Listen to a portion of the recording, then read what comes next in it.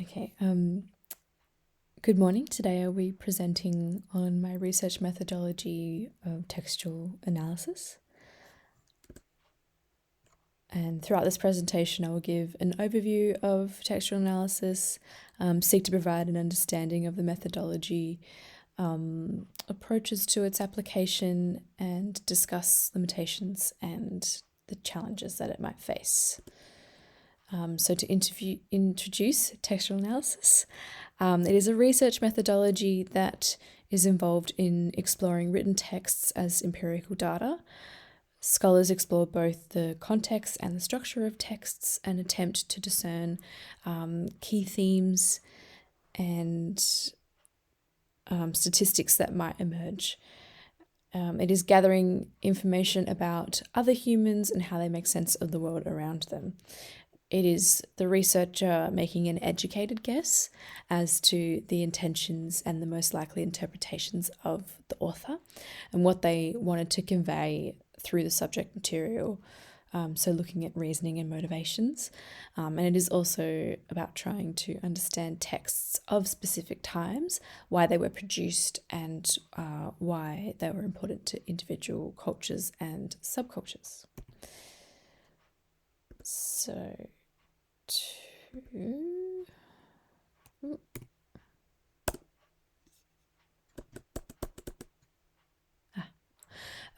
to give a brief history, textual analysis descends from classical rhetoric of the Greeks. So essentially it is about persuasion and persuasive communication.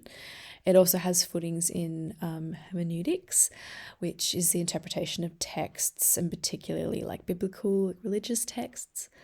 It also descends from literary criticism, which grew out of the Renaissance and the Enlightenment periods. And this is where a period of time where people began to, in a more popular sense, stop taking knowledge for granted as true or descended from a higher power and starting to engage in more like formal critical discourse of knowledge.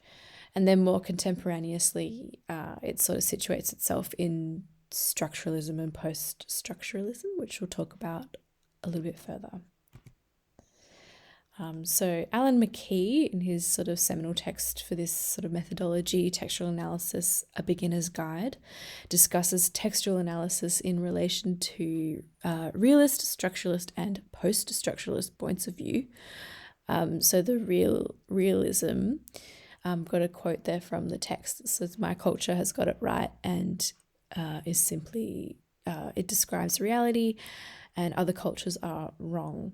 And this is very much connected to 19th century British anthropological ideologies, the notion of like the primitive culture, and this idea that other cultures are interesting, but they're not right, and that we cannot learn from them, and there is only one way to make sense of reality. And often they would find like one text as a point of comparison whereby all of the texts were measured. Then moving into structuralism, so sense-making practices across the world are basically the same. They seem different, but they have all got common things, structures in common. And this becomes particularly apparent in religious texts and how cultures practice religion. And it's like stories and symbolism that are also used in religion, which seems to be mirrored cross-culturally. One of the sort of academics at the root of this point of view is Ferdinand de Saussure, who sort of took linguistics as a more abstract arts sort of area, and then sort of turn that into like a systematic theory around language and its daily use. And this is a more holistic mode of thought as opposed to realism. And then moving into post-structuralism, the quote from the text there is, "People from different cultures experience reality differently and make sense of the world differently." and it is not possible to definitely say if one is right over the other. And this is particularly looking at Western culture as having its ideal approaches to sense making as its own, and that all sense making structures and all forms of language have their own benefits and their own limitations. Modes of communication and care are always changing, and with or without intervention, we have a choice to impose or not. And the Western lens often understands things in a binary or an hierarchical system, and this is not a universal sense-making system in itself. So just quickly, what is a text? I think this slide is fairly commonsensical and probably something that most people studied in like high school English, but there's a couple of suggestions there, like text is not just written. However, for the sake of like explaining textual analysis, using written text is really, really helpful. So in his book, McKee uses a phrase, sense making, which refers to the individual way that people and cultures make sense of the world around them. I think this is a really great phrase because it really encapsulates this idea of like interpretation and persuasion and point of view and context and structure. The differences in language around abstraction and concrete ideas within individual cultural languages is really, really important, and that's where like divergence often happens. And alongside the text here, I've also got just like a small diagram, and again using like literature as an example of like sense-making systems beginning, for us in a Western lens with words, and then translating all the way through to like the actual book, which is the object, and then that book we would naturally compare to every book that we've ever read, and then the knowledge disseminated from that is compared to everything else we've ever known or want to know, or things like that.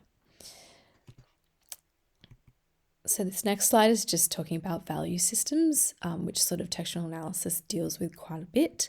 And it's just an anecdote taken from Catherine Beasley's text on structuralism, or post-structuralism rather. And it's taken from Alice Through the Looking Glass, but I thought it was a really great quote because it basically describes in a very common like sense-making way like these two different value systems, and like they don't adhere to the same set of rules between Alice and Humpty Dumpty.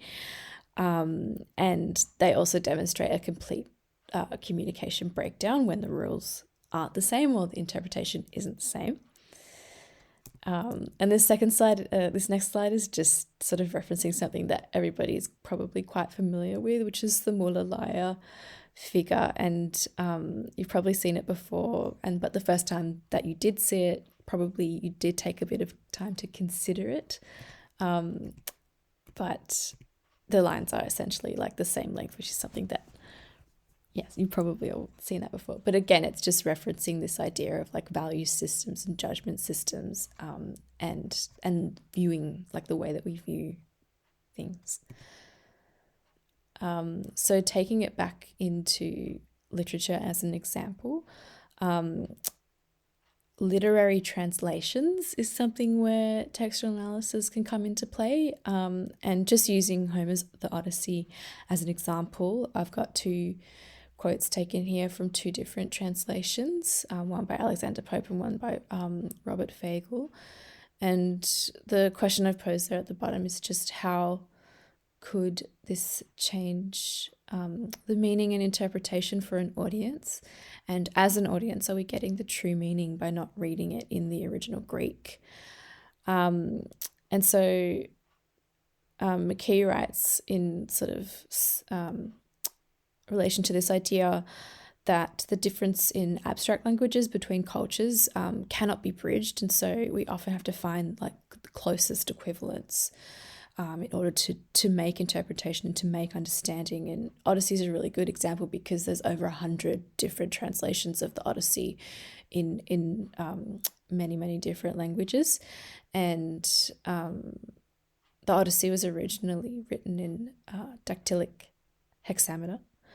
And one of the first women to translate the Odyssey is Emma Wilson, who did so in 2018, and she not the first person to do it, but translated it into iambic pentameter.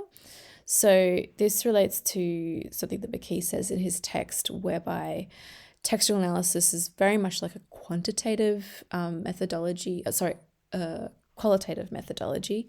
However, it's been pushed into quantitative sort of use as well. However, the limitations there are that you have to create like a structural framework to fit information into. And so this is like quite a good example of that, because you've got not only a language translation, but also a cadence transference. So like changing the way that things are pronounced, and like, so trying to fit like a square peg into a round hole, essentially. And where would we lose interpretation and understanding and meaning through this? Yeah. Okay, so the next thing I was actually going to do was a game, which I couldn't do, unfortunately. But basically, it's called Bidicules. And if you've ever played Bidiots, which is like, I think it's an online game, it's pretty similar to that, more or less the same, actually. So I was going to get 3 volunteers to come up and draw, given like 3 different briefs, but they're quite thematically similar. And then the core group was going to get one of those words, and the drawers would have 30 seconds to draw, and then turn them around, and then the group would have to decide which one was an original and which one was a forgery. This was just to demonstrate something that we've already been covering in this topic, which is, that there are often disparities between artist's intention and the translator's interpretation, and then how that influences the consumer's idea around value and whether it can be related to like monetary value or significance or something else. And that's kind of pretty much encapsulating like this textual analysis as an idea and as a methodology. Okay, and then just discussing the benefits and limitations. So textual analysis allows for in-depth readings and reflection on texts. It provides insight into themes, details, patterns, and this can be comparatively compared. It elicits evidence-based conclusions, and it enhances understandings. The limitations, of course, is ambiguity and subjectivity. So often, like, you send 2 researchers away with the same material to conduct research, they'll often more likely come back with like different answers. And this is based on, again, our own value systems and also the information that they're able to deduce with their capacities available to them. Contextual understandings are a limitation, because if information for whatever reason isn't available, then it's going to limit your ability to interpret. It's not appropriate for large volumes of data. It is very time heavy, like in terms of its requirements and how long it takes. Language barriers are often a problem, which I kind of demonstrated with the Odyssey example before. And then sentimental and emotional analysis can become a problem, and then of course that feeds into bias and preconceptions. So what are we bringing into the interpretation? And actually one of the first translations of Odyssey is a good example of that, because it included a lot of the author's opinions and a lot of the author's interpretations as a tool to help people understand the text, but it injected the text with new meaning or meaning that was outside of its original state. So what does this mean for conservation? So I think it's easy enough to draw connections between this methodology and conservation, because it is qualitative, it is like an observational methodology in nature, and it's interested in interpretation, which I think conservation is as well. And it's about observing sense-making practices and value systems and trying to understand the descent of texts. So McKee does talk about, another text, Deering, talks about this idea of text being original or a descendant or an intermediary. And I think in cultural materials, we also deal with this in objects, in texts, in documents. And textual analysis as a conservator is something that we are inherently doing when we are engaging in practice, but formalizing it in a research methodology and looking at through a lens that's maybe post-structural, self-reflective, more self-critical is essentially what this unit is facilitating us to do, and hopefully what we are able to bring to conservation in our future practices. Thank you.